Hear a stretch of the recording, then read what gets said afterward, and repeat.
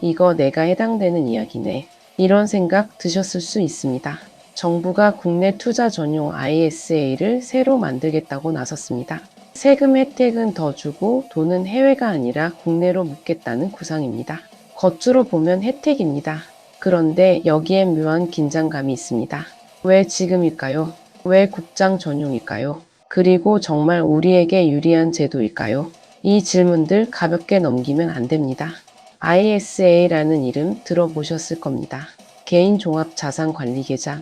2016년 도입됐습니다. 당시에도 청년자산 형성이라는 명분이 있었습니다. 하지만 실제로는 어땠을까요? 2030세대가 많이 가입했습니다.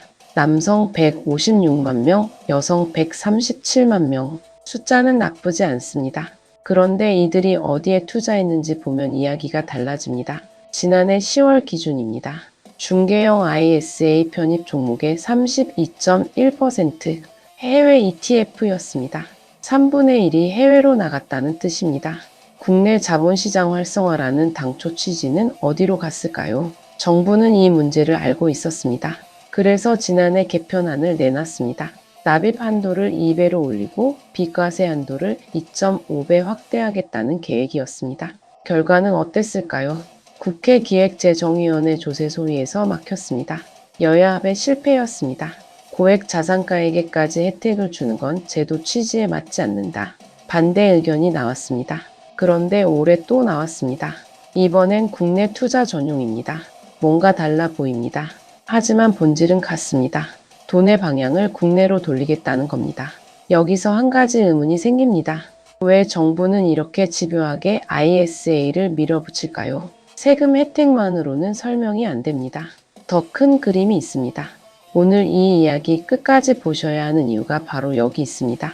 정부가 검토 중인 새 ISA의 핵심은 단순합니다. 국내 자본시장 장기 투자 유도입니다. 기존 ISA는 그대로 둡니다. 선택지를 늘린다는 명분입니다. 투자자 입장에서는 나쁘지 않아 보입니다. 그런데 여기서부터 이야기가 복잡해집니다. 새 ISA에는 특정 상품이 들어갑니다. 국민성장 펀드입니다. 그리고 기업성장집합 투자기구 BDC도 포함됩니다. BDC는 올해 3월 도입됩니다. 아직 시장에 나오지도 않은 상품입니다. 그런데 벌써 ISA에 넣겠다는 겁니다. 왜일까요? 정부는 이렇게 설명합니다. 이중 세제 혜택을 주겠다고 합니다. ISA의 세제 혜택과 펀드의 세제 혜택을 동시에 받을 수 있다는 겁니다. 구체적으로 봅시다. 현재 국민성장 펀드와 BDC의 배당 소득에 대해 약 9% 저율 분리과세를 검토 중입니다. 여기에 ISA 비과세 혜택까지 더해진다는 구상입니다. 숫자로 보면 이렇습니다. 기본형 ISA는 200만 원까지 비과세입니다. 서민형은 400만 원입니다. 그 이상 이익은 9.9% 단일세율로 분리과세됩니다. 일반 금융소득은 어떨까요? 2천만 원까지는 15.4%입니다. 2천만 원을 넘으면 종합과세 대상이 됩니다. 최고 49.5%까지 세금을 낼 수 있습니다. 비교하면 ISA가 유리해 보입니다. 하지만 여기엔 조건이 있습니다. 연간 납입 한도는 2천만 원입니다. 의무 가입 기간은 3년입니다. 중도 해지하면 세제 혜택이 사라집니다. 그래서 실익이 크지 않다는 불만이 나왔던 겁니다. 특히 비과세 한도가 문제였습니다. 200만 원이나 400만 원으로는 체감이 안 된다는 겁니다. 정부도 이 문제를 압니다. 그래서 이번에는 비과세 한도를 높이거나 아예 없애는 방안을 검토 중입니다. 납입 한도는 유지하되 비과세 한도만 손보겠다는 겁니다. 여기에 청년층 추가 혜택도 준비 중입니다. 구체적인 내용은 아직 나오지 않았습니다. 하지만 방향은 분명합니다. 젊은 세대의 자산 형성을 돕겠다는 겁니다. 듣기 좋습니다. 그런데 이상한 점이 있습니다. 왜 국내 투자만 허용할까요? 해외 투자는 왜 막을까요? 자유로운 선택이 더 중요하지 않을까요? 여기서부터 이야기의 결이 달라집니다. 이 제도의 진짜 목적은 세금 혜택이 아닙니다. 자금의 방향을 바꾸는 겁니다. 개인 투자자의 돈이 해외로 나가는 걸 막고 국내 기업으로 흐르게 만드는 겁니다. 국민성장 펀드와 BDC를 보면 알 수 있습니다. 이 펀드들은 국내 중소기업과 벤처기업에 투자합니다. 정부 입장에서는 일석이조입니다.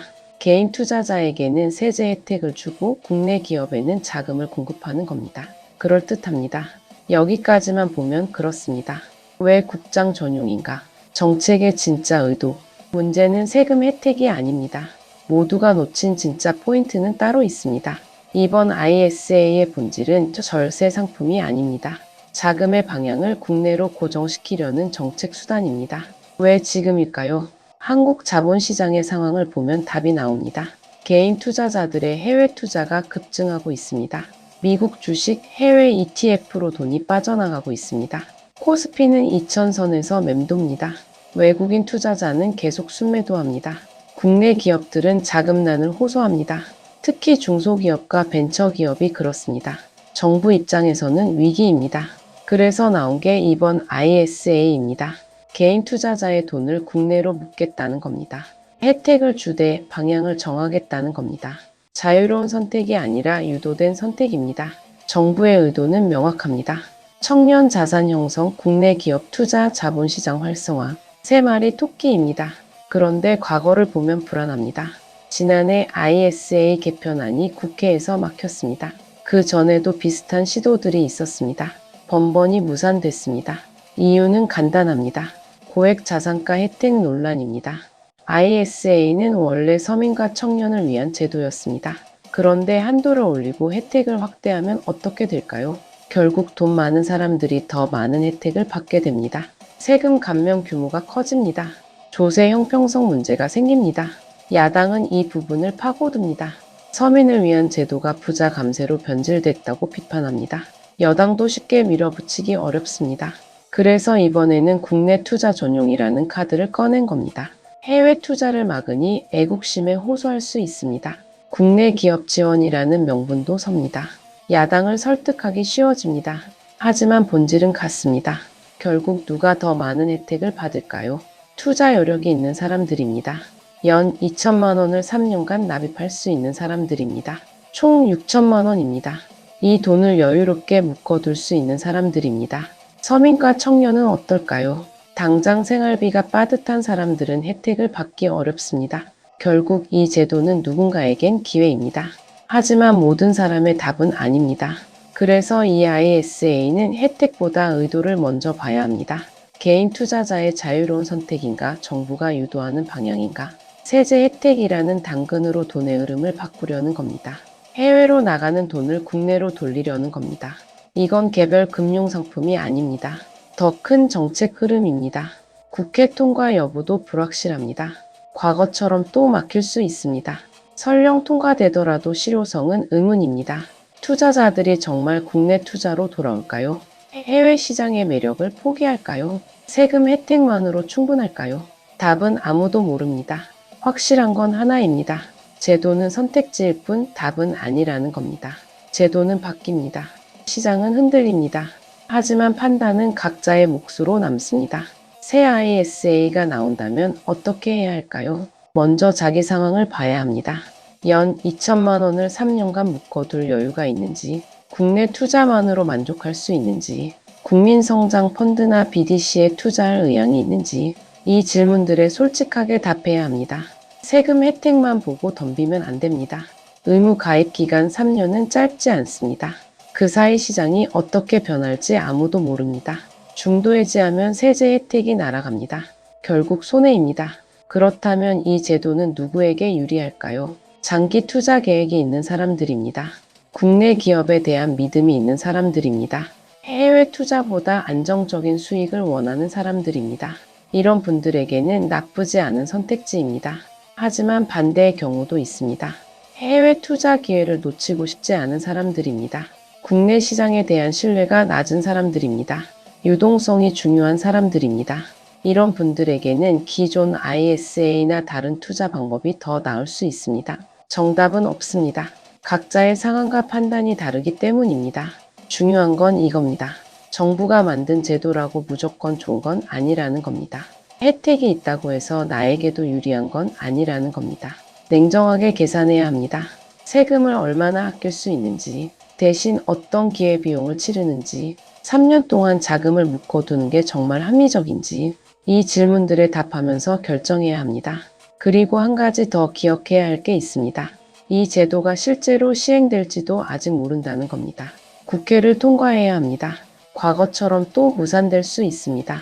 설령 통과되더라도 내용이 바뀔 수 있습니다. 비과세 한도가 달라질 수 있습니다. 청년 혜택의 구체적인 내용도 아직 나오지 않았습니다.